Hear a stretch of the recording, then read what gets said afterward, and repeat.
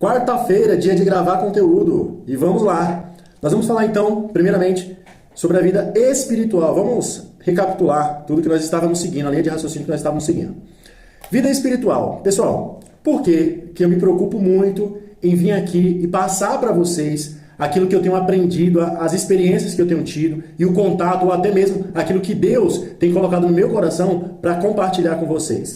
Porque existem pessoas que estão com muita ansiedade, depressão, crises emocionais, crises existenciais, e essas pessoas precisam ouvir que existe um Deus que cuida de cada um de nós, mas que assim como Deus, Ele nos fez com um propósito, nós podemos escolher, por meio do livre-arbítrio, não seguir, obedecer à vontade de Deus e, consequentemente, escolher não andar nos seus propósitos. Jeremias 29:11.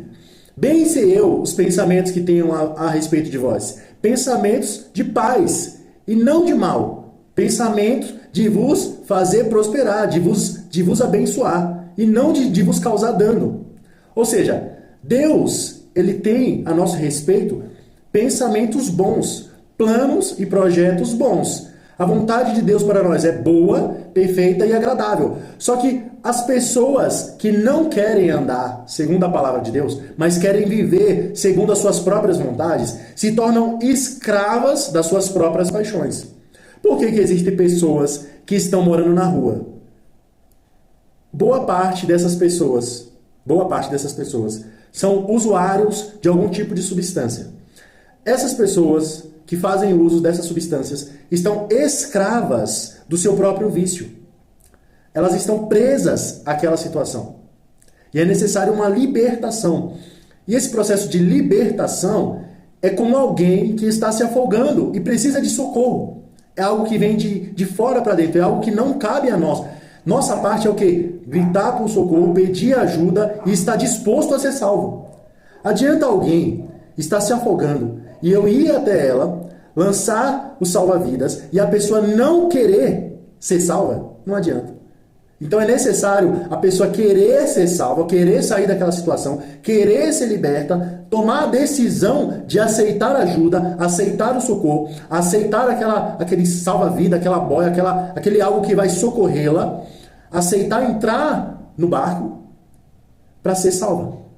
A mesma coisa acontece com quem está passando por alguma situação, algum vício, alguma situação desastrosa ali, está cativa, está presa, está naquela situação, precisando de libertação. Precisa de alguém para salvá-la. Jesus, Ele é esse barco, Ele é esse salva-vida. Ele vem para nos resgatar. Nós estávamos em um charco, em um lago de lama. Sabe a areia movediça? Nós estávamos num charco de lodo, em sujeira. E Jesus, Ele veio, nos estendeu as mãos, nos ajudou, nos redimiu, quer nos tirar desse charco de lodo, quer nos salvar, quer nos livrar da ansiedade, quer nos livrar da depressão, quer nos livrar da angústia, nos proporcionar vida e uma vida em abundância. Só que cabe a nós escolher, eu quero ou não. Pois em Deuteronômio está escrito, eis que põe diante de vós bênção ou a maldição. A bênção é se vocês escolherem andar segundo a minha palavra, diz o Senhor. E a maldição, se vocês não escolherem a minha palavra, se escolherem ir pelos seus próprios caminhos.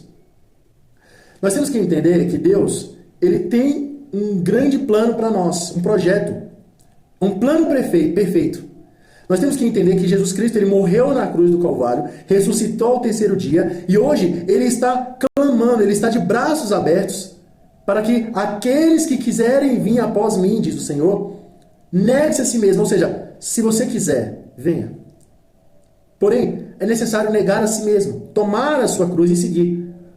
Porque se nós não negarmos a nós mesmos, nós até podemos ir até Jesus. Mas no meio do caminho é impossível ter um relacionamento com Cristo se nós não negarmos o nosso velho homem, as nossas paixões, as nossas vontades. Só que esse não é um processo que acontece instantaneamente. O Espírito Santo nos ajuda nas nossas fraquezas. Então ele vai nos converter e nos convencer da justiça, do pecado e do juízo. Essa metanoia, que é essa transformação da mente, acontece por meio do Espírito Santo, utilizando a palavra, a revelação da palavra de Deus. Paulo vai falar muito sobre isso em Romanos 12. E também João fala, conhecereis a verdade e a verdade vos libertará. Significa que ao conhecer e ao experimentar a palavra de Deus, acontece uma transformação. Essa transformação é aquilo que Paulo fala em Romanos 12, 2. Não se conformeis, não tenha a forma desse mundo, mas seja transformado, ou seja, passa a uma morfologia, uma transformação.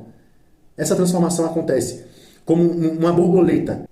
Era uma largata e agora se transforma em uma borboleta. Isso é uma metamorfose. Essa transformação acontece. Só que como ela acontece? Mas não vos conformeis com esse mundo, mas transformai-vos pela renovação do vosso entendimento. Essa renovação, essa transformação acontece quando a minha mente é transformada por meio da verdade e aí eu me torno um novo ser humano. Eu me torno uma nova criatura em Cristo Jesus, por meio do conhecimento das Escrituras, da palavra, da vontade de Deus. Essa metamorfose que acontece na minha vida, em meu ser, é porque a minha mente é transformada. Veja o exemplo de Paulo. Quando nós falamos de transformação e nós olhamos para a vida de Paulo, ele se chamava Saulo. Saulo era um perseguidor dos cristãos e ele perseguia a igreja de Deus e levava as pessoas presas quando não colaborava para a morte das pessoas. E esse homem que aterrorizava a igreja de Deus, em um certo caminho, teve um encontro com Cristo. Cristo apareceu para ele e aquela glória de Jesus, porque Jesus já havia ressuscitado, quando Jesus aparece para ele, a glória de Deus, a glória de Cristo se manifesta e ele ali tem um encontro com Cristo e perde a visão, porque ele não conseguiu suportar olhar para a glória de Deus, perdeu a visão. E ali Jesus tem um encontro com ele e ele conversa com Cristo e Cristo pergunta, por que me persegue? E ele diz, quem é o Senhor?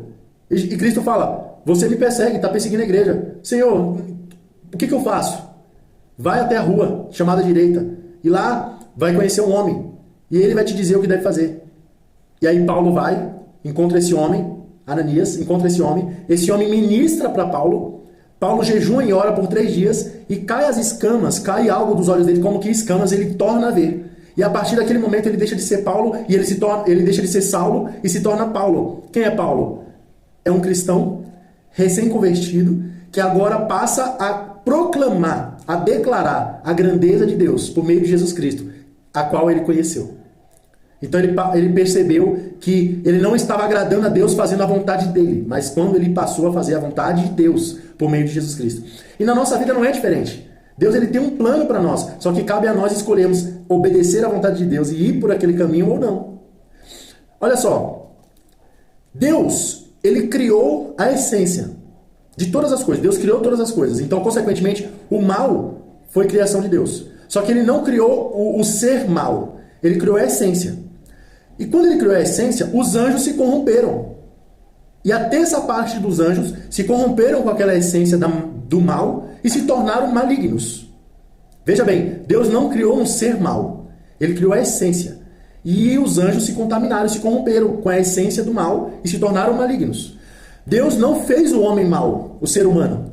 Deus fez o homem puro. Mas ele colocou no jardim do Éden a árvore do conhecimento do bem e do mal e colocou a árvore da vida.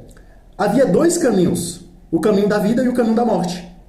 E o ser humano escolheu a árvore do conhecimento do bem e do mal, que foi justamente a árvore que Deus proibiu que o ser humano comesse, porque se comesse daquela árvore, o ser humano morreria. E o ser humano, dentro da possibilidade de escolher os 2 caminhos, escolheu o caminho da morte. A Arca de Noé. Havia 2 caminhos. Ou escolher